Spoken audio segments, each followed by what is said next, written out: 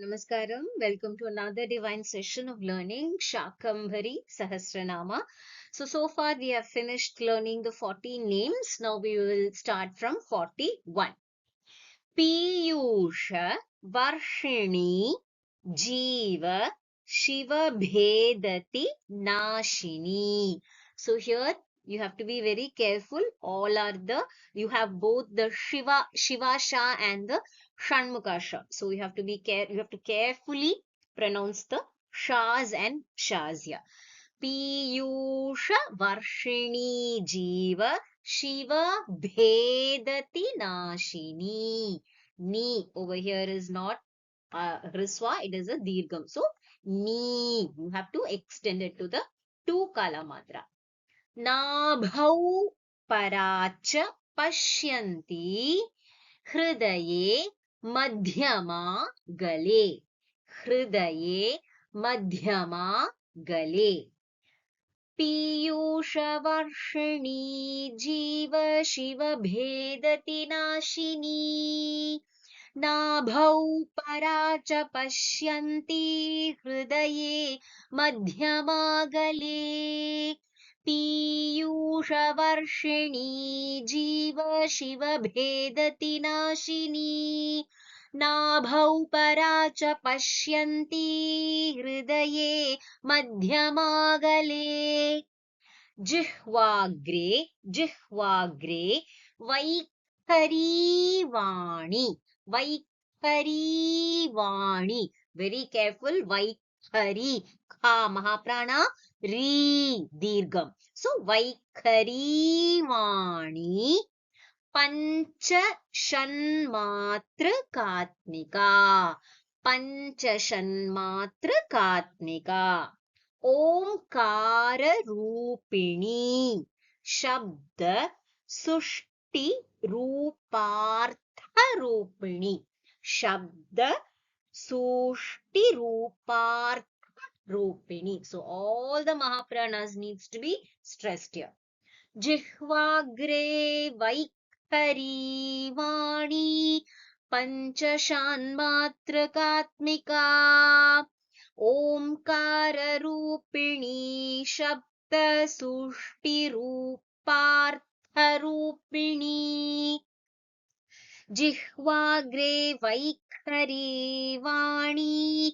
पंचषन्मात्रकात्मिका ओंकार रूपिणी शब्द सुष्टि रूपार्थ रूपिणी so when you're saying pancha shanmatra okay it is pancha shanmatra katmika mauna shaktir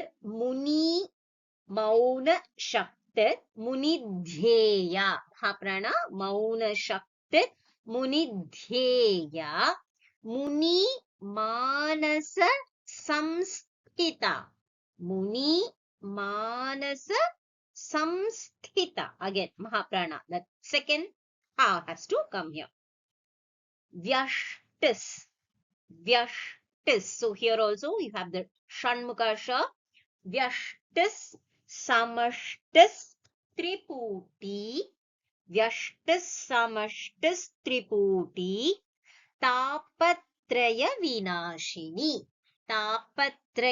vinashini mauna shaktir munidhyeya muni manasa samsthita vyashtis samashtis triputi tapatraya vinashini gayatri vyahritis so after ti you have visarga so we will say vyahritis sandhya not sandhya mahaprana dha so sandhya savitri cha pitru prasuhu nanda bhadra jaya rikta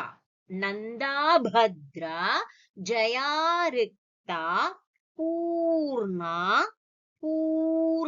it's not purna oo sound has to come here purna vishtishcha वृष्टिश्च वैधृतिः महाप्राण वैधृतिः Gayatri व्याहृतिः सन्ध्या सावित्री च पितृप्रसूः नन्दा भद्रा जया ऋक्ता पूर्णा वृष्टिश्च वैधृतिः. Now we move on to the next sloka. श्रुतिस्मृतिश्च श्रुतिस्मृतिश्च मीमांसा विद्या विद्या परावरा सुमेरु शृङ्गनिलया लोका लोकनिवासिनी श्रुतिस्मृतिश्च मीमांसा विद्या विद्या परावरा सुमेरु शृङ्गनिलया लोका लोकनिवासिनी श्रुतिस्मृतिश्च मीमांसा विद्या विद्या परावरा सुमेरु शृङ्गनिलया लोका लोकनिवासिनी मानसोत्तर मानसोत्तर 2 tas are there, half ta full ta, so मानसोत्तर गोत्रस्थ मानसोत्तर गोत्रस्था Pushkar push not push, it is Pushkaradvipa देवता पुष्करद्वीप देवता मंदरांद्रि मंदरांद्रि कृतक्रीडा मंतराद्रि कृतक्रीडा निपो नीपो पवनवासिनी नीपो पवनवासिनी मानसोत्तर गोत्रस्था पुष्करद्वीपदेवता मंदाराद्रिकृत क्रीडा निपो पवननासिनी मानसोत्तर गोत्रस्था पुष्करद्वीपदेवता मंदराद्रिकृत क्रीडा निपो पवनवासिनी मणिद्वीप कृतावासा मणिद्वीप कृतावासा पीतवास सुपूजिता पीतवास सुपूजिता प्लक्ष प्लक्षादि द्वीप गोत्रस्था प्लक्षादि द्वीप गोत्रस्था तत्र यजन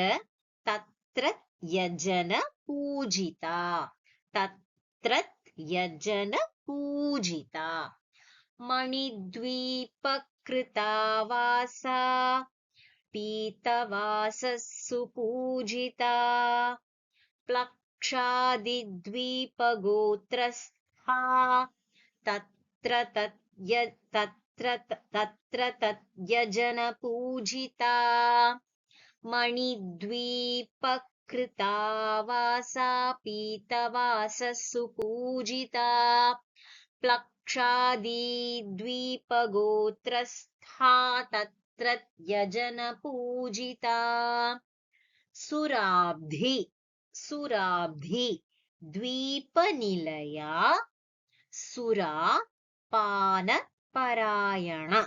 सुरापानपरायण एकपादे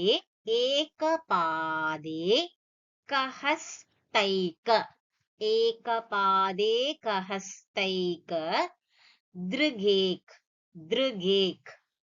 एकपादे कहस्तैक दृगेक श्रुतिपार्श्विका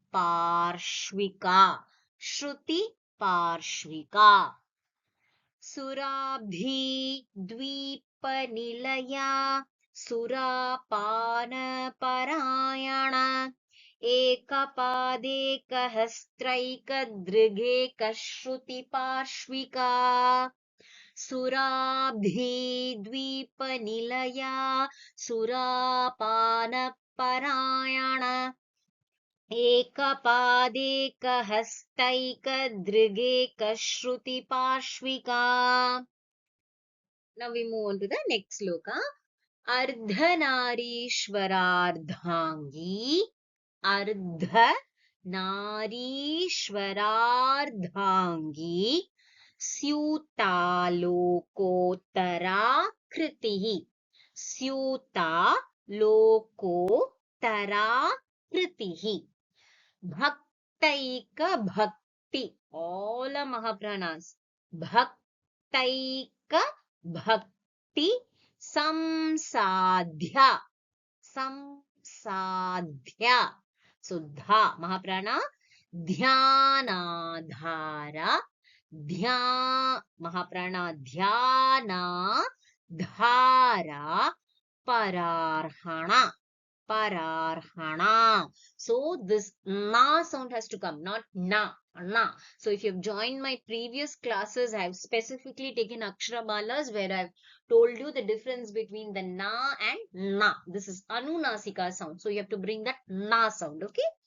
Ardhanarishwarardhangi Syutalokottara kritihi Bhaktaika samsadhya Dhyanadhara parar Ardhanarishwara ardhangi Syutalokottara kritihi Bhaktaika samsadhya Dhyanadhara pararhana Panchakoshantaragata. Panchakoshantaragata. Pancha kosha vivarjita. Panchakosha vivarjita.